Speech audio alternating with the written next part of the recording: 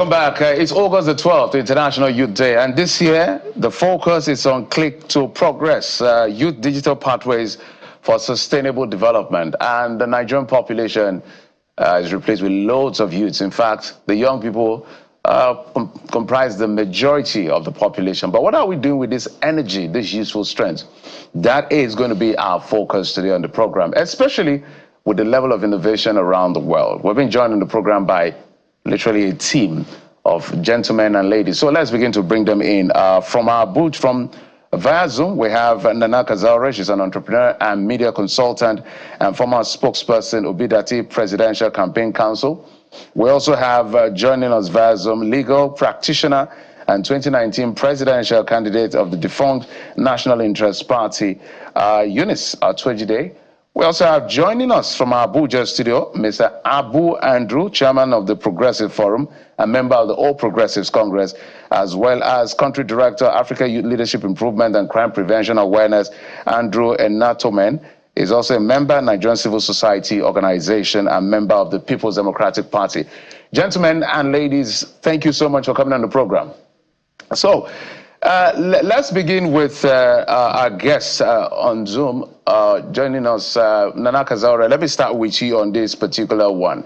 Of course, you work with a lot of young people, and we know the strength of young people in the country. But one of the challenges we've always seen across board is the fact that there's always been a challenge in transforming this energy and this youthfulness and this potential to something really resourceful at the level and skill that we expect it to be. So we find a country where the level of youth inclusion in political spaces is improving, but it's not there. In terms of technology, that's where we're seeing a lot of moves. However, it looks like young people are consuming more than creating. So I need you to speak to that first before we get to the other core issues on the program. Good morning, everybody. To all of you in the studio. Hi, Eunice. Good morning, Nigerians. It's great to be part of this conversation. I don't know how youthful I am, but hey, if you people have put me on the spot to speak about the youth, I'll do my best. At heart and age, that's what we said. I'll do my very best. Nigerian youth all over the world, I must say, you know, despite a lot of challenges, are one of the most resilient people. They're brilliant. They have amazing ideas. And one thing that I particularly admire about them is their can-do spirit. They don't see any setback. They want to try it. They want to go in. They want to do well. They want to make money while doing it. So we must always applaud the Nigerian youth. Everywhere they go in the world, they excel. And that's part of the Nigerian spirit. But then when we now bring it to Nigeria, we haven't particularly harnessed all that our youth can do for us in the sector of, well, in entertainment. I will say that they've been doing quite well in the music industry, in sports. It's a bittersweet feeling, especially just after the Olympics and, you know, how we performed. Because when I say bittersweet, we can see young Nigerians, we are celebrating young Nigerians, you know, winning medals for other countries. And the same couldn't happen for us. We see a youth, you know, it was good to see that we have the Tigers. So we can see growth, better participation. Our basketball team, we had a swimmer in the Olympics. We also had, you know, the lady cyclist, but then she had to borrow a bicycle from Germany. Those kind of things do not endear the youth to want to serve in Nigeria. That's why a lot of them are now looking, you know, let's japa, let's go to another part of the world where the system works and the system will help us do well. That's, you know, yes?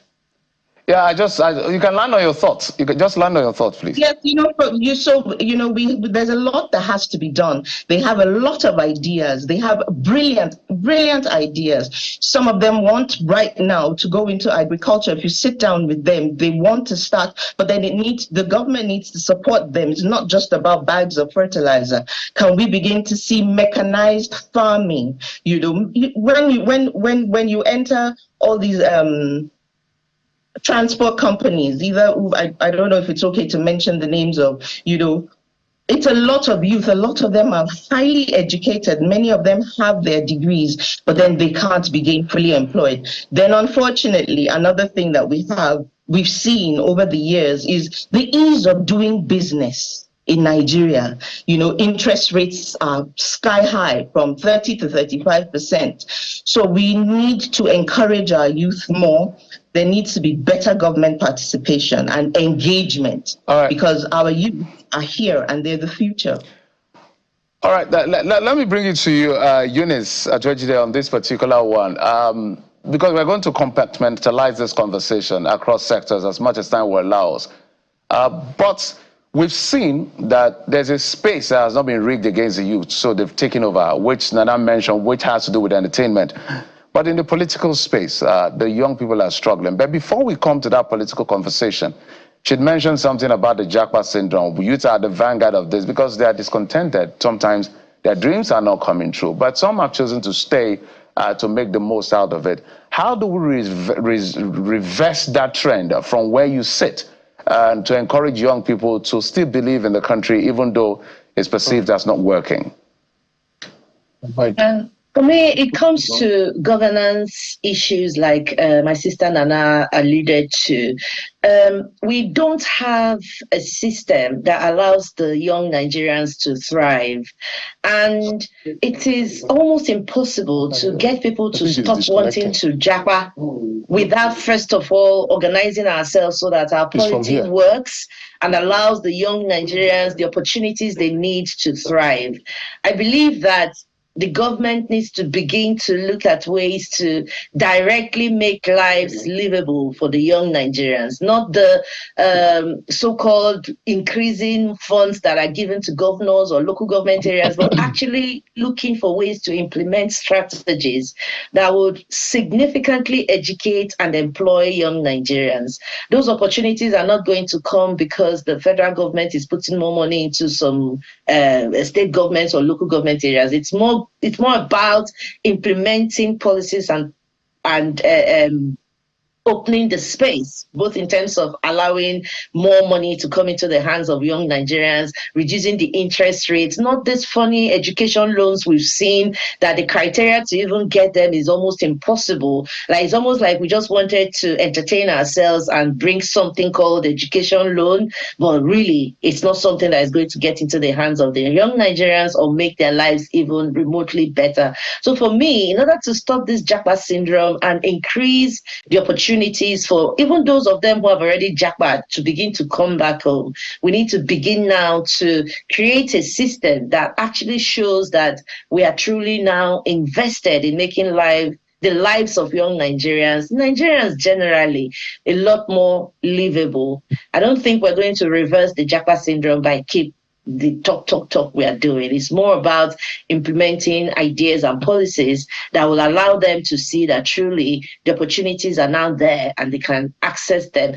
But even those at home, if we start with those at home, we begin to see that the education system is better, opportunities are there for them to work and earn good living. Not that we are saying we're increasing minimum wage to 70,000, but then a bag of rice is still 90,000 or a liter of fuel is still 1,200. It doesn't really add up. So even if we make the monthly income 500,000, if it still doesn't add up, we are still not getting it right. So we have to actually begin now to organize ourselves and look for ways to develop strategies to allow young Nigerians to begin to thrive in the country. And then, all things being equal, the ones who have gone will realize that there's nothing for them out there and come back home. Because at the end of the day, there's no place like home. No matter where it is you are, as long as you're a Nigerian and the Nigerian blood is running in you, you will always know that the best place to be is Nigeria. So whatever you're doing out there, you will only be doing it for that day that day, finally, when I can go home. And once our country and our leaders understand that and begin to work for the benefit of the young people and to make life livable for them, most people will come back home. Thank you. I just want to know for you, have you, just before I go to Mr. Andrew Abu, have you made that decision to stay back home? Because I know you've had stints outside the country. Are you at that point where you're like, okay, home is now the place? Or you're still looking for those policies that will make you return? No, I've always been a home girl. The only difference for me is because I know how hard it is. I have 5 kids and I have a grandchild. I know how hard it is to provide the barest minimum for the family. I mean, I'm raising a lot of children in Nigeria. All my family depend on me. And I know how hard it is to actually do all that in Nigeria. So it was easier for me to dump my babies abroad so that there it's a lot easier and safer. I mean, I can focus on doing what I need to do for those ones in Nigeria with me, while I still, kind of rely on the system to look after the ones that are in the UK and the US or wherever else they are in the world. So for me, Nigeria will always be home. I've never really left Nigeria and I never will. There was always opportunities to even renounce citizenship for the other citizenship. I've never done it and I would never do it. So anything I cannot be on top of being Nigerian is not for me. So I still am very much in Nigeria, and I will always be, but because I also have my children and grandkids in Europe and America, I tend to, get out there. And of course, I have access to a lot of opportunities there. So I still use those opportunities to improve my situation so that when I come back to Nigeria, I'm not dependent on those in Nigeria to be able to do the things I need to do. You know how expensive it is to run for political office in Nigeria, and nobody sponsors you unless you are ready to pledge allegiance to somebody, which I am not really interested in doing because I would like to get into power being independent. So it's a longer haul journey for me and obviously a much more expensive journey for me. But I know I'll get there. It's just for me to keep what I'm doing going, getting the money from abroad, bringing it back. It seems you're enjoying the best of both worlds on different levels for Nigeria and outside, even as a young person and as a grandma as well. You're just enjoying all of the best of both worlds. But let me take this to Mr. Abu Andrew, because you raised some points about this government making the lives of Nigerians a lot more livable. She's raised some very salient points. She talked about the minimum wage, for example, and the reality in the market of buying petrol and the rest. So the question has sort of asked itself, really, for the Tinubu government, would you say it has made life more livable for Nigerian youth, which, of course, make up a huge chunk of the population? Yeah, thank you for having me. Good morning, Nigerians. First of all, I want to say Happy International Youth Day to everybody that still falls within that demography. I listened carefully to my sister and my very good friend Eunice. And I'm happy that we still have Nigerians with this kind of mindset. And that is the spirit we need to imbibe as a people. That wants a country, that wants a country that we can, call our own and, live for. I listen to a lot of people speak about the things the challenges we face as a people, not even just as youth. A lot of times people just talk about the problems and we hardly speak about solutions or how, we can add our voice or lend our voice to, solving the problems that is bedeviling the average Nigerian, on the street. Yes, I know that we have, made commitments to a lot of things that we expect or that we said we're going to do as a party and as a government, But you see, at the end of the day, regardless of what we would have promised and the things that we would have said we are going to do, it still comes down to the fact that the government cannot do this alone. The people and the government partnering, can always foster a good cause, for the generality of Nigerians. So yes, I will be lying if I say there are no challenges or people are not experiencing difficulties at the moment, you know. But you see, it is a process. And I mean, if I even say that, I'll be speaking against what the president have alluded to. You know, the president have said it time and time again within the last 1 year that he feels the pains of Nigerians. He knows that there are challenges. Unfortunately, he wishes, or he would have wished that there were other ways to go around this, you know. And I've not come here to speak about how previous governments have not you know, solved the problems that have been on ground, you know, from time past. You know, I am here to speak on how well and how best we can, you know, make this country work for everybody. Right. You know, because at the end of the day,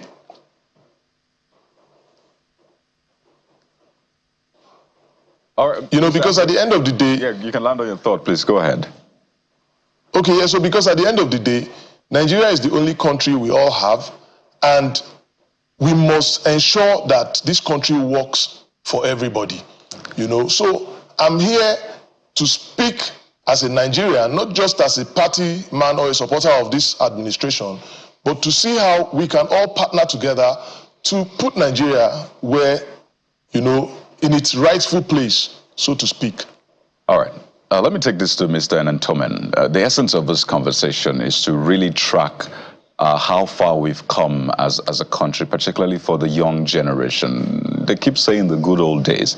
And for the majority of young Nigerians, they don't understand those good old days where, you know, parents would tell the younger ones that, oh, you should have seen us in school then. They were giving us meals. Our laundry was sorted by the school. We naturally get jobs, live in university, you get a vehicle, you get an apartment, you get allowances, and they tell you the exchange rate at that point, tell you how cheap it was to buy food. And you're telling the average young person right now, and they're like, why couldn't you preserve those good old days for us across board, from government particularly to other people who, of course, have the power? So the essence of this conversation is also track the past 20 plus years of this country and see how we can ensure that the next 20 years will not be the same. So, Mr. Enentomen, when you hear the good old days, for example, what do you think is a disconnect that we're not able to replicate the good old days to become at least the experience now? Thank you. Thank you very much. I think today is International Youth Day, and we're celebrating the strength of the youth. We always call it the strength of the youth because we understand the potential that is imbibed in us, the young people. You know, the truth remains, there is no country that survives, there is no nation in this world that can excel without the strength of the young people, without the strength of the youth. But it's quite unfortunate that most of us feel so sad that we only hear of the good old days, but we don't enjoy, we've not experienced it, and there is no hope that we're going to experience the good old age.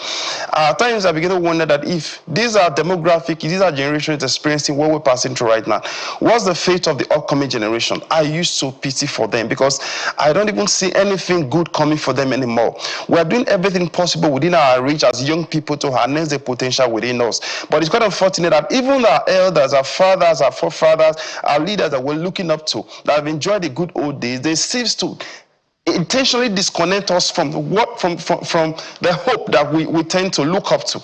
So it's a sad development, it's a sad reality. I wish we don't even hear about the good old days because we read about it, we feel it, we know what they enjoy, they talked about it. Now you now begin to wonder, why can't we experience what they experience? If the system that created the good old age for them, can't they replicate that same system for us, this generation, to enjoy the good old age? Considering the fact that the world is fast changing. As we speak right now, even in our time as young people, we knew when Nigeria was among the fastest growing economy in Africa. But today we're not even among the six. Niger is fast growing, almost at 12%. Senegal is fast growing. Djibouti is fast growing. Egypt is growing. Libya is growing. But Nigeria is nowhere to be found. So these are things that saddens our heart. Even when we were in secondary school in our university days, at least we felt a little bit of how good this country was. Look at the Yar'Adua days. We're kind of happy that good, Nigeria is getting better. Of course, transitioning into democratic regime from Obasanjo days, you know, we're trying to feel, okay, after leaving the military regime, we felt, okay, good. We begin to experience what pure democracy is all about. Obasanjo handing over to Yar'Adua, we're feeling that things will begin to get better. Jonathan came into the system of power, and of course, we were like, the hope was rising. But all of a sudden, a Buhari administration came on board, every hope got drained, going into this administration again. Of course, just like what my friend said, we wouldn't be blaming administration. Things have come to stay, but what we can do is to see how we can make it get better. But what hurt us more as young people is that we watch our potential dies within us. I watch a lot of videos on the YouTube and so many other. You see our young people die in the Mediterranean Sea in search of greener pasture. You know, we have a lot of potentials buried and dying on the inside of us because we have government who lacks the vision to be able to see the giftings on the young people and take advantage of it.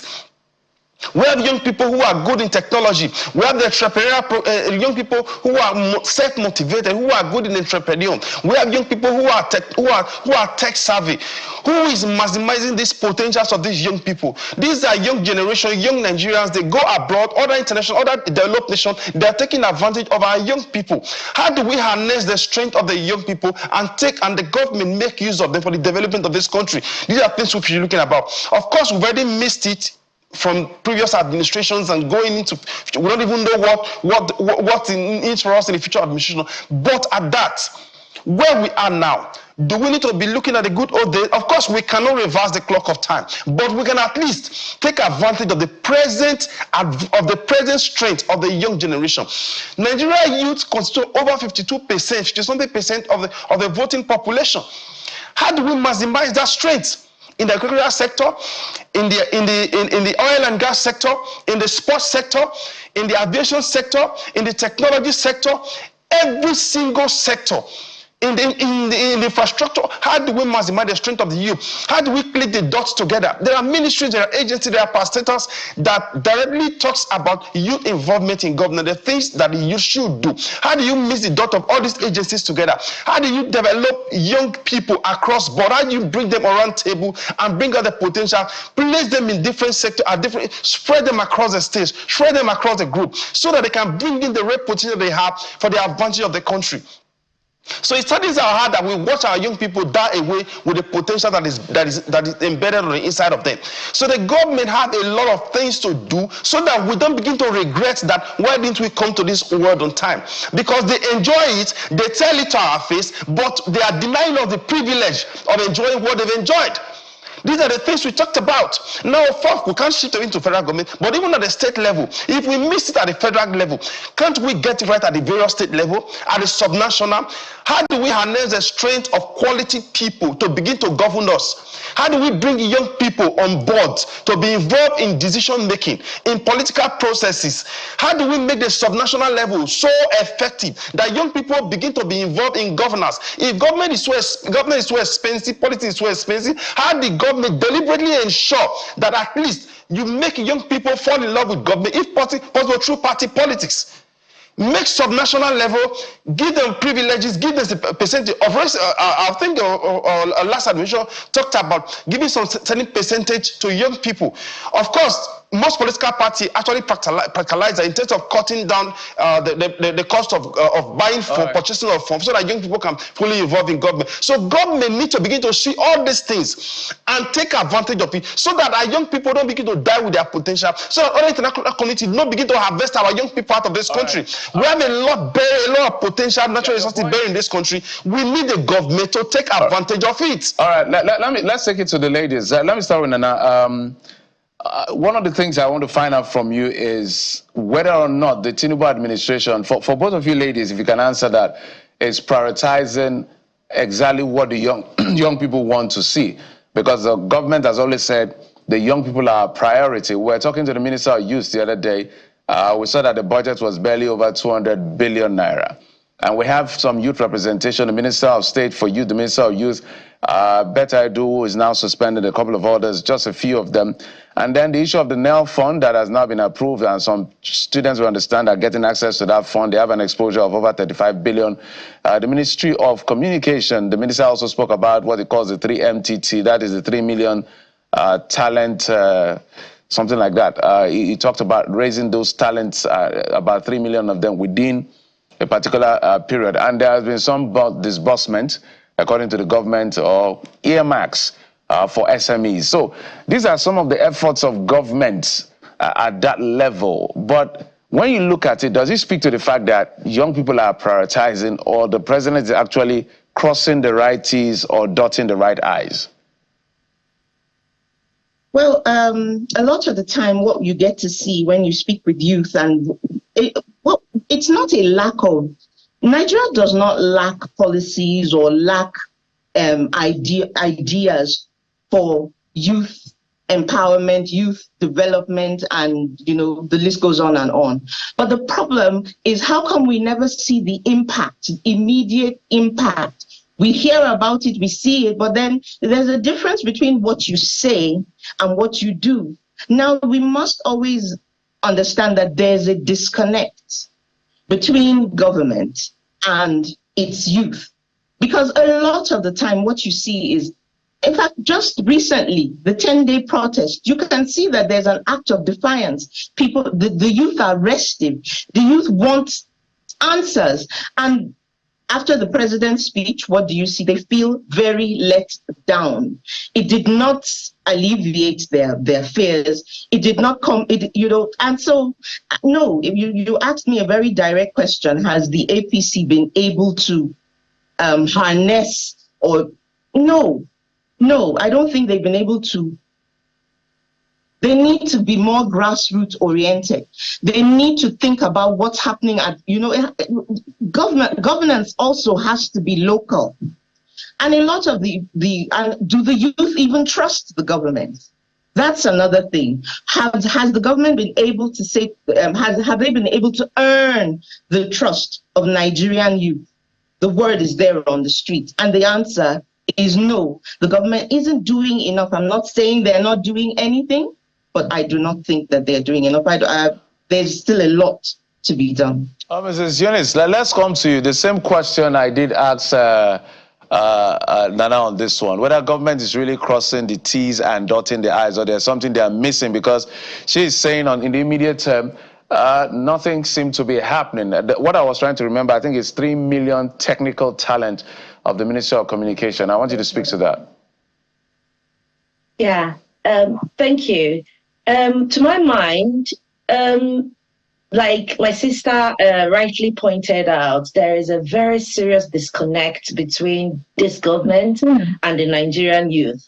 And you can trace that back to how the government came to be in the first instance. It did not come to be by the votes and the trust and the confidence of the Nigerian youth based on the particular leadership we have now. So it is very difficult for the Nigerian youth to all of a sudden begin to believe that these people who took power from us against our wishes are actually there for our interest. It's very difficult. And until this government begins to take steps to actually show that they have the best interest of the Nigerian youths at heart, they can get nowhere. The thing is, it's not about announcing policies, announcing measures. I tried to get these loans for some of my people in my constituency. It's impossible. Oh, your father has to be this. You must have a level this civil servant to get this. I'm like, oh my God, like body in my entire constituency. And I have 4 constituencies. I have in Lagos, I have in Enugu, I have in Abuja. Nobody could actually access any of these things. Yet, the announcement is out there that we have done something for the Nigerian youth. Okay, now we're talking about the 3 MTTs. And the next thing we heard, oh, they've burnt up the one we set up in Kano. Hey, that's an excuse. And that also fosters the lack of trust from the Nigerian youth to this government, because you're always quick to tell us how we have destroyed everything and prevented you from having impact, but you're never able to show us the impact you have. It doesn't matter how much you talk. Unless you start showing your workings, you're wasting your time with the Nigerian youth, because they are a lot smarter than all the previous generations that had gone through this same system, because it repeats itself. Year after year, every 4-year quarter, it comes back. It's the same thing. But now this government is dealing with a set of people who are way more exposed, who are way, like everywhere you look, people are able to get on the internet, get news, get information, get education, even when they are not even going through school structures. They have information. So when you are talking, they're able to like look at what you're saying. No, this doesn't make sense. And because of that, they do not trust this government. And to get that trust, I think it's actually impossible, especially because of the way the government came into being in the first place. So for me, it's almost like a waiting game. Oh boy, let's just sit down and wait for them to finish. Highest 8 years, and then we can try again. So I think that is the mindset of most of the people in Nigeria right now, particularly young Nigerians. And the frustration level is getting to a point where this keg that has this gunpowder that has been sitting down, it may actually indeed blow up in our faces. It's been there from the 60s, it's still there now, and Nigerians are actually very resilient. The Nigerian youth is always ready to wait it out, maybe something different will happen. During the elections, after the election, post-elections, there was no riot, there was no protest, because everybody kept believing, okay, maybe the judiciary will save us this time. It didn't happen. Now they have come out to protest for the first 10 days. There's still a lot of us hoping that maybe something will happen. At least this is the first sign that, look, we are not taking this anymore. But actually nothing is happening. Even when you look at the speech that the president gave during the protest, you know that he's not paying attention. You know that he's not listening. You know that he's actually like he does not have any ideas. So it's actually a waiting game for most people. But I don't know if everybody can wait. For me, there's no trust in this system. There's no trust in this government. And the way they started off actually eroded any opportunity they could get for getting people to trust them. When you start out with buying private jets, building houses in billions of naira, buying yachts, allocating hundreds of millions to your National Assembly members and everything, then you're telling the people, we don't care about you, we care about us. So it's difficult to come back from that. Very difficult. I think it's actually impossible for this government to be able to convince the Nigerian youth that they have their interests at heart, because the first 1 year was wasted. It's difficult to come back from that. So I do not believe that they are dotting the T's, dotting the I's or crossing the T's, because they are telling us what they planned, but we are not seeing the impact of what they are doing. Let me take this to Mr. Andrew now. Quite a number of issues raised. Mr. Andrew, just react to them, because I know there's a lot on the table right now. Mr. Abu Andrew. Yeah, there's really a lot on my table. Nobody's going to fix this country for us. We are the ones to fix this country ourselves. And I don't want us to put ourselves in a place, pitch ourselves as Nigerians against the government. If the country works positively, it's going to work positively for all of us. If the country works negatively, it's going to work negatively for all of us. So you see, that partnership is very, very important. And I understand and I feel what everybody is saying. And of course, I will not start arguing or start saying that the government is doing their best, and for that reason, nobody should complain. There are issues, we all agree. Even the president acknowledges that. How do we fix this issue is what we should be talking about, okay? Now, what do I think? I think there must be more engagement. The people must engage with the government at all tiers of government. We must engage. We must be able to tell the government what we want and what we want them to do as a people. Because at the end of the day, if we say that we have lost faith in the government, or there is a huge disconnect between us and the government, what will it achieve at the end of the day? Yes, so I agree that the Nigerian youth is very resilient. The Nigerian people, not just the youth. I don't want us to even reduce this conversation to just the youth, because it's hitting hard on everybody, okay? So the Nigerian people are very, very, very resilient people. And we know that the young people in Nigeria are people that are filled with a lot of potentials.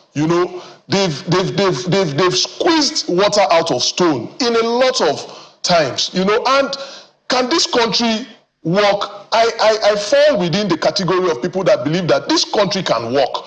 And the one way this country can work is for us as a people to agree and tell ourselves that, look, this country can work for the betterment of all of us. And it is the responsibility of us as citizens to ensure that this country can work. How do we ensure that the country can work? We must hold government accountable. Holding government accountable, is it by going on the street and protesting? No, I don't think so. Holding government accountable is to always call out government and sit down on a round table with government. Government is always ready to listen. Even this protest that just ended, or that we just had, government have reached out and called out to Nigerians to come. Look, come, let's sit down and discuss. What can we do together? You know, until people start seeing that it goes beyond just criticizing and calling out the government, we must come out as a people to see where we can assist the government. You know, because at the end of the day, nobody is going to come from anywhere to come and fix this country for us except us as Nigerians. And that is why I've told myself that I will not come on air where I have other panels or panelists to start arguing with them or start countering what they have said. The situation is clear to everybody. There are issues, and we accept the fact that there are issues. Now, how do we solve this issue? And what are the solutions that we're putting on the table to solve these issues? For me, that is what I will expend my energy on. I will not come and start complaining about what the previous government did not get right, or what they got right, or what they should have done that they did not do. For me, what we need to sit down and be discussing and be talking about today as a people is, how do we go forward? And how do we make progress as a country? You know, that should be the main focus for every Nigerian as it stands today. Whether you think as an individual that the government came in legitimately or illegitimately, it is right now, it is immaterial at this critical point in time. We have a president in place, and the president must ensure that the life of every Nigerian is lived in the barest minimum of the good life that every Nigerian can afford to, get. And I don't think the president as an individual will be happy to see people suffer. There is nobody in this country that will be in the position of being a president or a governor or a local government chairman that would want to see the people suffer. Right, at the end of the day, that partnership must be done. All right. That is what I'm advocating for this morning. All right, your advocacy is noted. Just to also add that protest is granted and properly protected in the Constitution. And also criticism is also permitted in the Constitution. The media has a role to hold the powerful to account. And in hold the powerful to account is not by clapping, it's to look at what they are not doing. I just need to posit all of that. But I'm sure that Mr. Andrew will have responses to some of the things you said and what others have said. Mr. Andrew?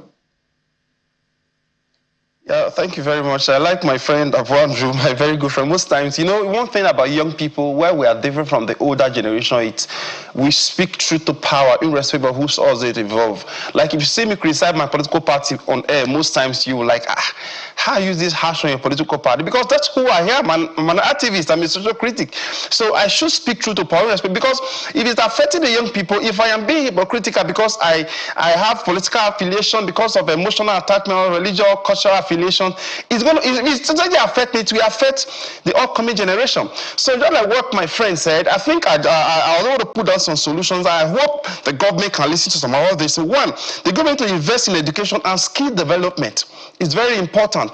We need to invest more in education of young people and skill development. How do you impact people? Because if you develop a child, you are developing a nation. If you give a skill acquisition to a young person, you practically eradicate poverty from the generation of that young person. Now, to create job opportunity and support entrepreneurship, you understand, it's very, very important that the government need to create job opportunity and support entrepreneurship. There are young people who are entrepreneurially, they are strong in terms of entrepreneurial wise. If you go to different markets in Nigeria and across the state, you see a lot of young people doing something, hustling.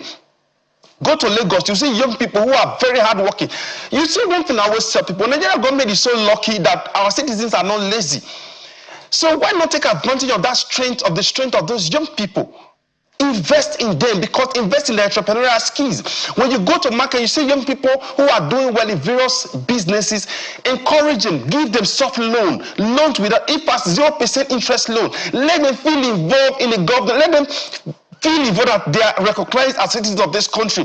They don't need to follow through rigorous processes before they can enjoy the dividend of democracy. These are things that will make young people get encouraged, and involved. Now, encourage political participation and representation. You see, young people have been so discouraged in terms of political participation that they don't even want to have anything to do with politics. It takes the grace of God that few of us are involved in political process because we fall in love with it, because we discover that this is our calling.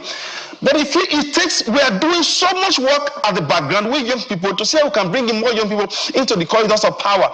Because we know there are a lot of potentials that young people possess. If you don't bring them in governance process and decision making, you will be losing, you'll be lacking a lot as the government. So it's important that government encourage young people, reduce the cost of involving in governance. If you cannot give them opportunity to be involved in governance process, give them opportunity to come into government through party politics. Make it free for them. Crash and say, okay, from 15 to 24 years, from 15 to 30 years old, I'm giving you free form.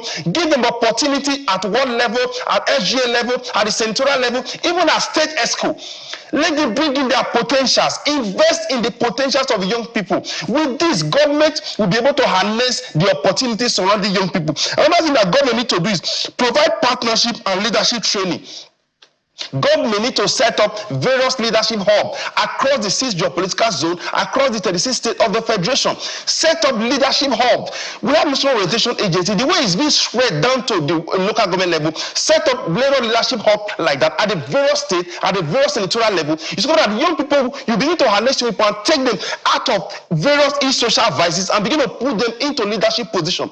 These are things that government need to do. The last thing, government need to leverage on the technical survey of young people. Young Nigerians are very intelligent. Leverage on the opportunities. Give them opportunity to be involved in technological decisions. Indeed. And that's the point I want us to anchor on as we wind down, because the theme for this year's celebration, and I think you've just hit the nail on the head, is from cliques to progress. And yes, a lot of leaders we see today, a lot of them got into politics at very young age. I mean, we had heads of state at just in their 30s. And you wonder, the average Nigerian in their 30s now still trying to get a job and get by, while other people were leading a nation at that age. But let's wind down now. We have just barely minutes to finish. Nana, let me come to you. From cliques to progress. You were part of the group of young people that championed the cause of the Labour Party's presidential candidate on social media.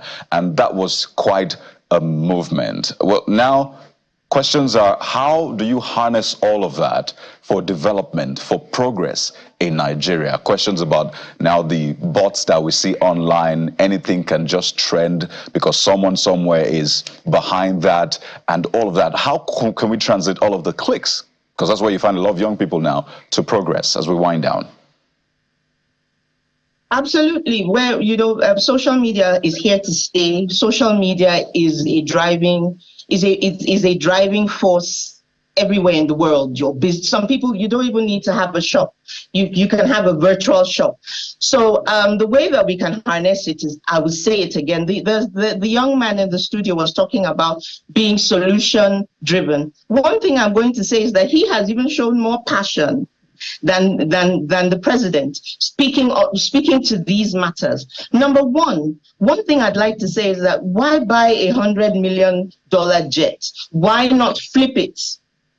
And that is it 10,000 hectares that you say you want to put into farming? Why doesn't that money? It would be good to see the government put aside 21 billion for a building, for building the vice president's residence. Why not put it into, why not put those things, let them take the back burner and let Nigerians see that you are actually cutting down the cost of governance. Those are the things that will now start to trend. Naturally, Nigerians will begin to say, look at what our government is doing. They're working in our favor. These monies, rather than to use it for some form of largesse, they're going to use it, to the betterment of the Nigerian people. Another thing is we should also consider, a curriculum upgrade. I think Mr. Andrew already touched on that. And it should start from the primary schools, primary level, because of the way children naturally just understand tech. And then the schools themselves must be very well equipped. It's not just to have it as a subject, but please, can the schools be equipped with the right teachers? Can the teachers be better paid? In fact, not better paid. Can the teachers be very well paid? That way you will actually see that the technology will begin to work even in the favor of people who are there in power. They should seen, they should not be seen just largesting and saying to everybody, there's a lot that one can say. You have on the one side a senator that just sat down and said, we will sit down eating, you guys go. As if, what does one Nigerian life matter? These are the questions. We must thank you for your thought. They are quite insightful, and I'm sure that you have a lot more as well as other guests, but that's why it's an ongoing conversation. It's International Youth Day, so that conversation has to continue, because if we don't make the most out of our young people, then we're doomed for the future, which is why we brought this conversation. Absolutely, and I believe that the conversation should have even started before the youth went on the streets. All right. Thank you so much, Nana Kazare, entrepreneur and media consultant, former spokesperson of Obita T Presidential Campaign Council, as well as Eunice Atwejide, legal practitioner, 2019 presidential candidate of now defunct National Interest Party, as well as House of Reps candidate of the Labour Party in 2023, as well as Mr. Andrew Abu, chairman of the Progressives Forum, member of the All Progressives Congress, who joined us from Abuja studio. Another Andrew, but this time Andrew Enatomen, the country director, Africa Youth Leadership Movement, Improvement and Crime Prevention Awareness, and a member of the PDP. Gentlemen and ladies, thank you for your time. Thank you. Thank you. We'll take a quick break. When we come back, that elephant in the room is our conversation. How did Nigeria spend billions of naira to the City of Lights and came back with nothing from the Olympics? That's the conversation. Join us again.